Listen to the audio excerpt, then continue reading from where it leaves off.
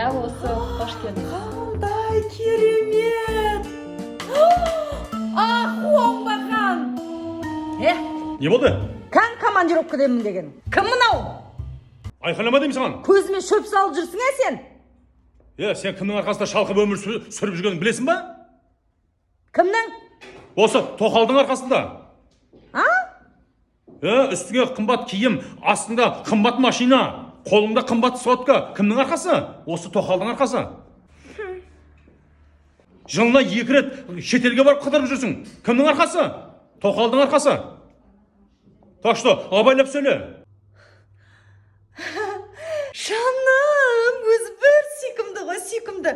Үстіңдегін осы жерден алдың ба? Иә. Құтты болсын. Рахмет. Маған да осы дилдордан бір әдемі көйлек алып берші. Жарайды. Кеттік, жуамыз.